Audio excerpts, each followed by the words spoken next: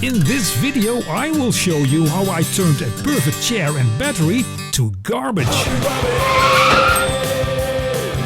Hi there you scale motor lovers and welcome in my super tiny shed.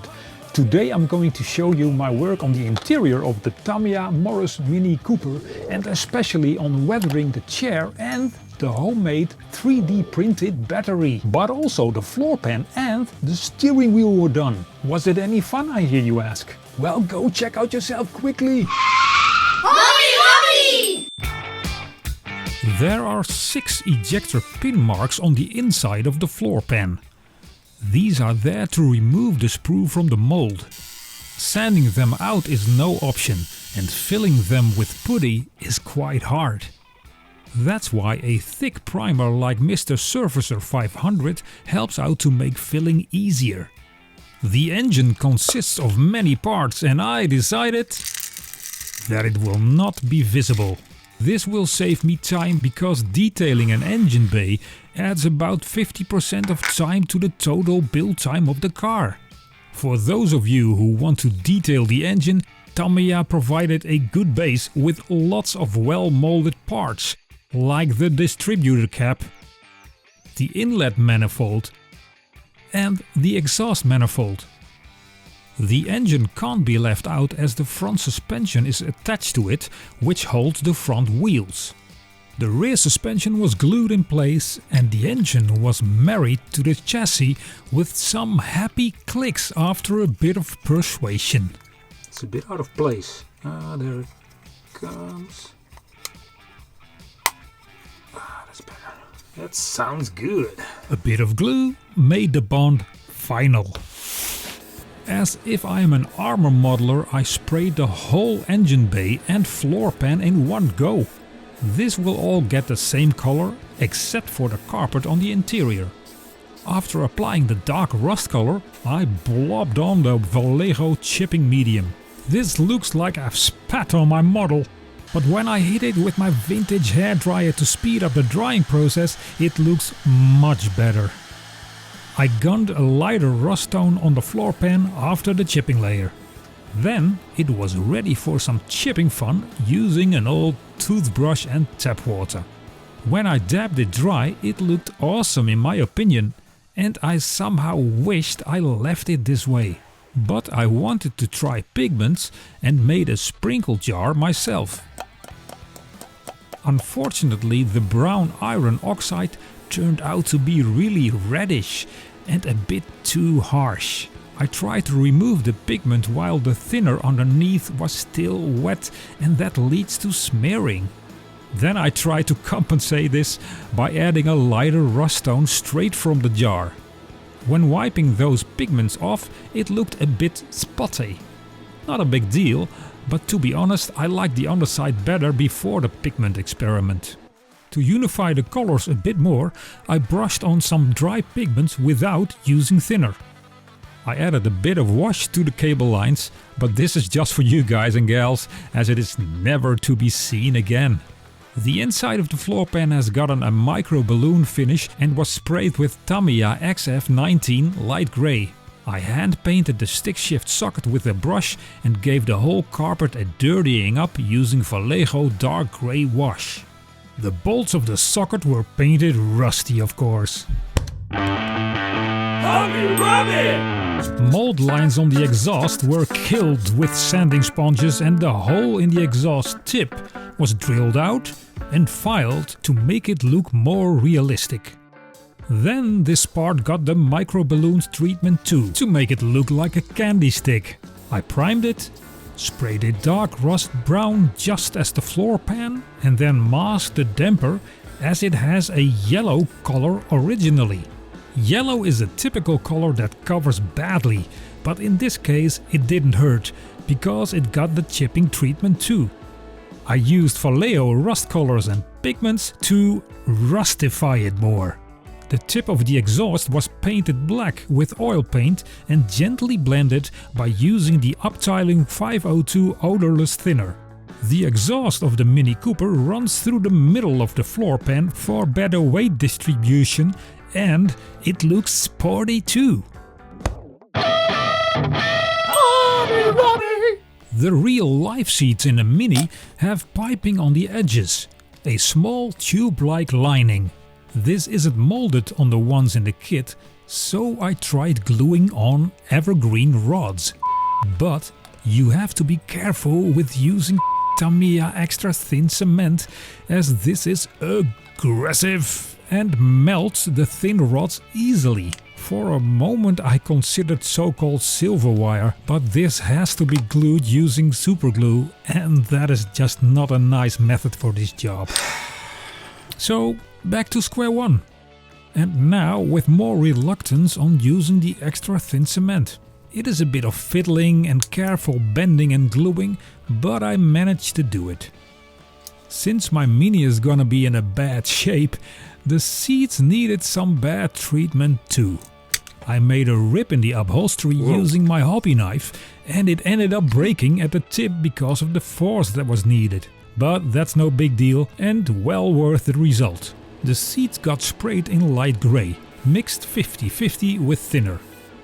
Then I masked the middle parts of the seat to have them sprayed with Vallejo light blue, but for one seat. That will be out of the car. That seat with the rip was colored in carmine red. My masking was certainly not top-notch. You shouldn't mask with bits of tape, as every overlap can cause overspray. So that needs some touching up with the brush. The red seat will be positioned in front of the car, so it will draw some attention. That's why I wanted the rear fulcrum of the seat to have some extra detail. I bent a piece of brass rod for that matter, painted it with a metal primer and gave it a coat of Vallejo dark rust. This seat needed minor touching up after the spray job. I gave the lines in the seat a wash to make them stand out more. As the lines in the seats aren't that deep, it is sometimes a bit tough to make nice, straight streaks. It's a bit of back and forth. When spilling too much wash, I clean it up using a cotton bud with a bit of enamel thinner. The rip in the seat was painted yellow to match the look of the foam in it. Now the dark accents are there, I wanted some highlights too. And with a dry brushing brush, is that a word? I made the piping a bit lighter on obvious places. Oh, the horizontal part of the seat is left as is because there will be a special object that I'll reveal later on in this video.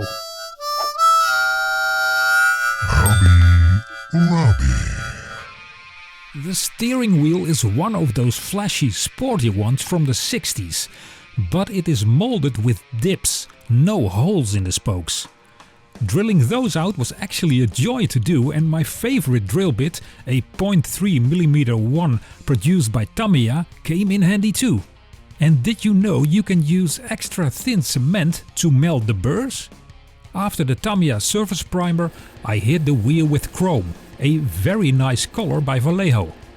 Before I did that, I masked that part of the wheel that is supposed to be made from wood.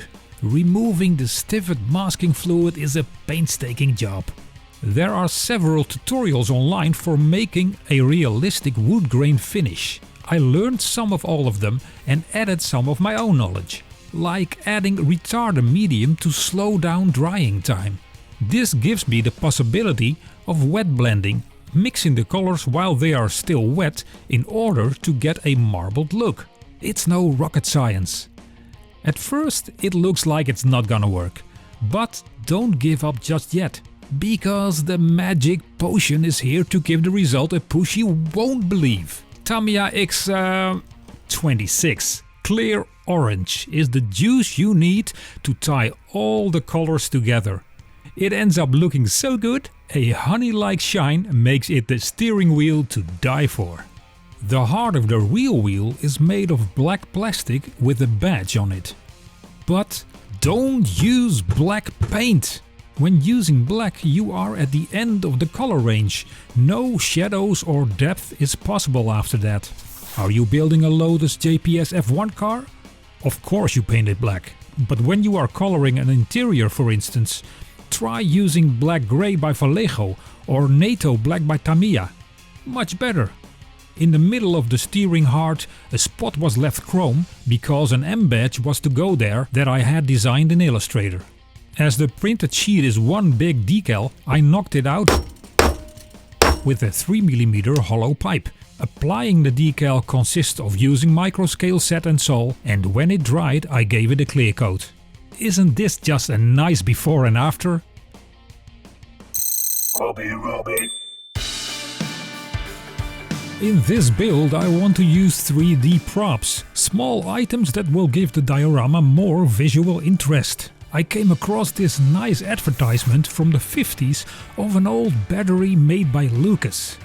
So I designed it only using that picture. The design is available on my Patreon page for download, and speaking of which, I want to welcome my 2 new patrons, Trent and Lucas. And that's a coincidence. 3D printing is fun, but do not think that your print is ready for paint after that. In my case, quite some resin residue was left behind, which hardened under the UV light. So that needed to be scraped out, a time-consuming business. My printer is capable of printing 25 micron, which equals 40 layers in 1 mm. And still you see and feel lines. That requires light sanding with sanding sponges. The holes were opened up by using various drill bits. In the spray booth, the battery met a gloss black primer and a coat of NATO black as a finish. The manifold one-piece venting system, as it's called by Lucas, you know, the bridge thing with the name on it, was red on the original, but my battery will be left behind outside and is faded due to the sun. So it will be pink. I mixed some white and red to make that happen. The battery was dry brushed with light grey and its poles were painted mixing light grey with chrome. The manifold got a dark brown wash, as I think it matches the red based color better than black or grey. The letters on top were painted in a faint yellow as they were bleached out by the sun. Decals were designed for the battery. I printed them on white decal paper, but that has the downside that the edges become white after cutting them. It's got white lines. I don't like it. Not gonna use it.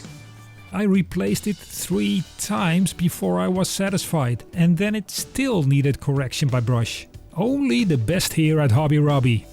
Fitting the manifold makes the battery complete. Are we finished now? Nah. As I said before, this chair will be located outside of the Mini and thus will be in a bad state. Oil paints were used in various colors to do this. It is a bit scary in the beginning. Am I going to ruin my piece? Please help my channel grow and give this video a like. Always make sure you seal your object with a varnish before starting. Then it is still possible to remove oil paints as they dry slowly. As you see, I use a dotting technique. Just blob on different colors like black, grey and algae green in my case. The fun starts when using a thinner to streak the dots. Just take your time and use a flat brush if you want those streaks. I move my brush in the direction rain would pour off the seat. While streaking, the different colors mix themselves. On a reference photo I saw that white stains are also seen on neglected objects, so I added those too, and to my delight it looks authentic. Of course, the battery couldn't stay behind and it got its portion of Starship filth and olive green, turning the pair into this nice scene. On the next vlog I will finish the interior of the Morris Mini Cooper with lots of self-designed 3D printed objects and heaps of weathering. Want to know how to make a flat tire? Go check out this video. And if you want to know all about rust weathering, that's a really good one.